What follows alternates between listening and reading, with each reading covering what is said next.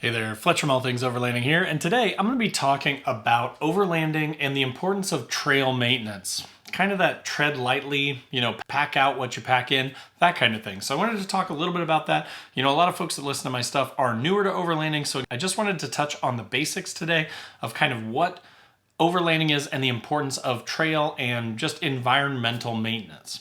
So if you want to learn more about how to take care of the trails and how to pack out what you pack in, stay tuned. I let you go. Ooh, let's just pull you closer. Ooh, I can't understand where it came from, but you got it, my got it. It began in the land of the sandstorm. I fought it, though I wanted everything to do with what you gave to me. All right, guys, so as I mentioned in the intro, today I'm talking about overlanding and how to sort of have the minimum impact possible. We're going to start with talking about trail maintenance and kind of some trail etiquette stuff. What do you do when you're on a trail? How does that kind of work? How do you try and protect the trail so that you don't cause additional damage? Obviously, the trails are kind of our ways to get from civilization out into the middle of nowhere where we want to go camp, we want to explore, we want to check out new stuff. So taking care of those trails is super important. I know here in Indiana in Hoosier National Forest, we've actually had, and it's not so much the trails as it is the access points to camping spots have started to get closed down. It's because people aren't taking care of the trails. They're being a little bit too rough. They're spinning their tires. They're creating ruts and damaging the actual trail itself or creating bypasses, things like that. So again, I wanted to touch a little bit on trail maintenance and how to be a good steward of the trail so that we can keep them open. So obviously not every impact is human caused, right? Like there are going to be times where there's going to be things like erosion or washouts, especially not so much in the Midwest, but maybe in like an Arkansas or something like that where you can get high water in the springs that may wash out roads and trails and things like that. When that happens, there's not a ton that we can do, but there are some like trail cleanups that happen and things like that. The DNR oftentimes will put on some sort of like a trail maintenance type thing, and sometimes you can join those. You just need to kind of pay attention to like your local National Forests page. Sometimes they'll open those up to people, or you can also reach out to the Forestry Service folks or the DNR folks and say, hey, I'm part of a local overlanding group and we'd love to help you maintain the trails, or, is there going to be a time when you guys are going to be working on these things when we could come help pick up trash or that sort of thing.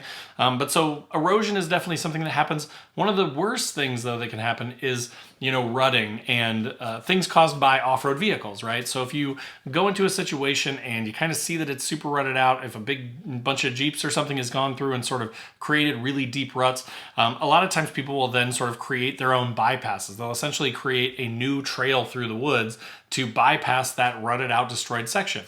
And while that may seem like a good thing to do, right, because you're avoiding that rutted sort of trail, in a lot of cases, you're just widening the trail, right? You're creating additional damage to the environment and, again, risking the potential of having that trail shut down.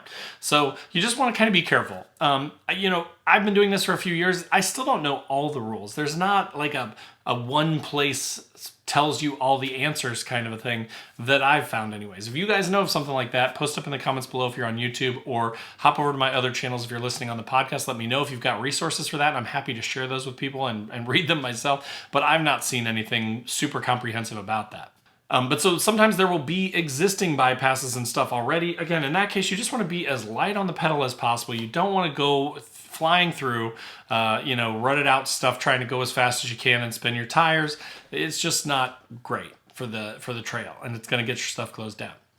Another example that I've seen before, unfortunately, years ago, is there are, again, speaking from my experience in Hoosier National Forest, there are trails. They're kind of graded a little bit. They've got some gravel and stuff. They're Forest Service access roads. And when you're driving down the road, sometimes you'll see like water or mud off to the side, and it's really deep and it's shaped like tire tracks because somebody said, hey, there's a mud puddle. I'm going to go drive through that and splash mud all over my truck to make it look like I'm cool or like I'm overlanding. But then again, they're widening the trail. They're damaging it. They're causing more of a rut to form that's going to fill with water. It's going to get deeper and deeper, right? So you want to stay on the trail. That is one piece of advice that I can definitely give you is try your best to stay on the trail. If you come across something that's super rutted out or super damaged, try not to create a bypass. You may have to turn around and go back, right? It's not ideal, but we don't want to continue to damage the trail. We don't want to continue to cause more and more damage if we can avoid it. One thing that I do hear a lot is, it's because you YouTubers are sharing all these spots that all of this stuff is happening and that there's so much more damage and things like that. And I'm kind of sharing my opinion on that. I don't think that's true, at least not in my area, right? So in my area, one, I don't share specific spots, and that's the reason for it, right? Is I don't want to call a bunch of attention to stuff. I say go to Hoosier National Forest and explore on your own, be responsible, right? But I would also argue that I'm pretty sure that the overlanders are the ones that are like stopping and picking up a bag of trash. Like I know for a fact I was on a trail ride not too long ago with a group of, 12, 15 rigs, something like that. And we're driving down the trail and I saw a bag of Wendy's on the side of the road and we said, hey, let's stop for a second. I'm going to go pick up this bag of food. And it was a whole bag full of like trash and food and stuff. So we just picked it up. And then throughout the trail, various people would be like, hey, I just saw a bucket or something. I'm going to go get that. We would stop and pick up the trash. So again, always be cognizant and thinking of how can I leave it better than I found it, right? It's not necessarily your job to pick up that stuff, but if you want to continue to enjoy the sort of natural beauty that we get to enjoy with these national forests, these national parks, state parks, that kind of thing, it never hurts to just be a little courteous, stop and pick up, and take more out than you bring in. Another thing too and it's kind of trail maintenance / campsite maintenance, I guess you could tie that into the same thing. When you are at a campsite, okay, there's going to be spots that are open and stuff. There should be a fire ring. That's usually how you can identify that this is an actual spot versus something someone just made, right? Or like cut out themselves or something. So if there's a fire ring there, in Hoosier National Forest, they're usually just stone fire rings that have been made over time. And once they're there, then they kind of become a spot. So if you see that fire ring, one, make sure that you put out your fire. This is something that I'm in the Midwest, so I don't really have fire bans or anything like that. Back in the olden days, I just didn't know any better. There were times when, you burn your fire over the night, you let it sort of burn down, and then you may have embers and stuff. You don't have a flaming fire or anything like that. There aren't really fire concerns, but you should still bring some extra water, right? Like I usually bring my 3-gallon aqua brick jug with me and I fill that with water, and if I need to drink the water or use it to cook, I can do that. But the main purpose of that is just to be able to pour on my fire the next day to make sure that it's fully put out, to make sure that there's no risk of creating some sort of a forest fire or burning some portion of the fire because of negligence, right? So definitely be thinking about your fire. Keep the fire, you don't have to have a tiny little fire, but keep it in the fire pit, right? Try not to be having a ton of logs sticking out. Sometimes I've fed logs in. It's not to say you can't ever do that, but just be aware of it, that can be a little bit dangerous, and you want to make sure everything gets burned completely. You're not leaving like half-burnt logs, throwing them in a pile of leaves when you leave, right? Pour water on your fire, put out your fire. Again, don't leave trash. I just went last weekend, I went camping and we pulled up and there was a literal whole bag of trash in the fire pit. Like they were like somewhat considerately saying like, hey, next person that comes along, burn this. I guess. I don't know if they were really trying to be nice or not. There were tin cans on the ground and things like that. Like it's not that hard to bring a trash bag with you, even if you don't have a fancy, spare tire, trasharoo or something like that. Just bring a trash bag with you. Throw it in your trunk or throw it in the back of your truck or whatever, and then just take it out and put it in your trash when you get home.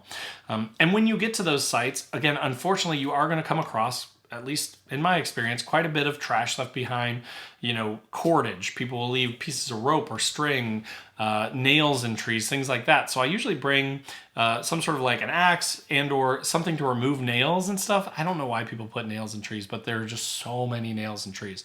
But so again, just think of yourself as a steward of this environment, right? Like, how do I remove more stuff than I brought in? How do I not create more problems? Don't nail things to trees. Don't build semi-permanent structures. Don't build teepees and leave them. Don't build fire breaks and leave them, right? Like that's just, as much as we all want to bushcraft like we see on YouTube, unless it's your own private property, view it as you're just borrowing it and you need to leave it cleaner than it was when you got there, right? So packing out your trash is important. Taking care of the trails is important. Not, trying to just wheel the crap out of everything and just destroy everything is important as well. So then that kind of brings us into conservation ideas, right? And I've touched on it kind of briefly, but there is a difference between just maintaining and trying not to cause additional damage versus like actually working on conservation and actively trying to improve trails or campsites or that sort of thing, which is the trash pickup pieces. Leave No Trace is kind of a thing put forth by Tread Lightly, which is a great organization. And the idea of it is that, again, you go in, everything that you bring in with you gets taken out. And again, if you find other trash or other people's things, you're going to take that out too. But that leave no trace principle is just something to keep in the back of your mind, right? Like you're literally trying to leave no trace. Now, are there going to be tire tracks? Yes. Is there going to be a spot where you sat and the dirt's kicked up a little bit? Of course. It's not that extreme, but it is more just like not leaving non-biodegradable stuff around, not leaving trash around, not leaving a burning fire pit, that kind of thing. Just leaving no trace, almost as if you're not there and it's just clean and ready to go for the next person to use that dispersed site. I kind of touched on it earlier, but the like DNR/Forestry Service folks, they have a hard job, right? Like they're trying to protect these places. They're trying to keep them open ultimately. Like that's their jobs are kind of dependent on us coming and enjoying these areas, right? So their intention, I don't think is ever to just like start closing places, right? Like that's not what they're trying to do. They're not just trying to close things just so they have less to manage. So a lot of the times there are ways to interact with them. You'll see them on the trail and stuff. Talk to them. Try and learn as much as you can. Ask them questions, right? They're all really nice. I mean, I've met probably 8 or 10 different folks over the last 5 years that I've been going to Hoosier National Forest, and all of them have been fantastic. They're super nice and they're great resources. So talk to them, find out, what's going on, what are they seeing? And then, I have a buddy, Dave, that he goes around, travels around, and he lives kind of down by Hoosier National Forest, and he will frequently send me pictures. He's like, I just picked up 2 whole bags of trash out here. If you have that ability, do it. If you are part of a local overlanding group or camping group or whatever, Facebook group, whatever you want to call it, that wants to sort of take care of your local area, try and arrange to have like trash pickups and things like that. Again, work with the Forestry Service, work with those folks that maintain the forest, and let them know that you're going to do that thing too if you want. Sometimes they'll offer help or resources. Sometimes they'll, help you organize it. So just be aware of that stuff. And again, just have that mindset, right? That like, taking care of this environment is really important to be able to maintain these things so that we can keep using them.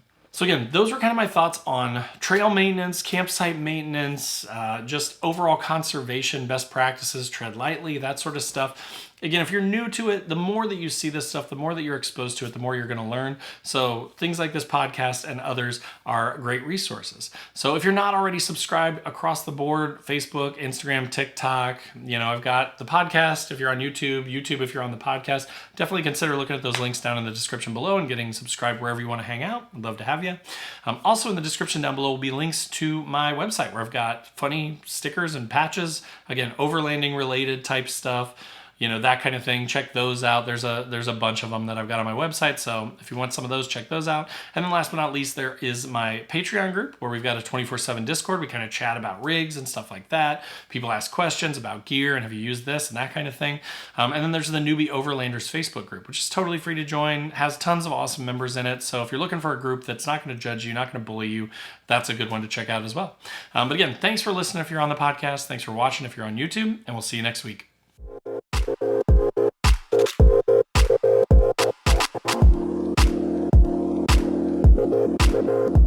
you.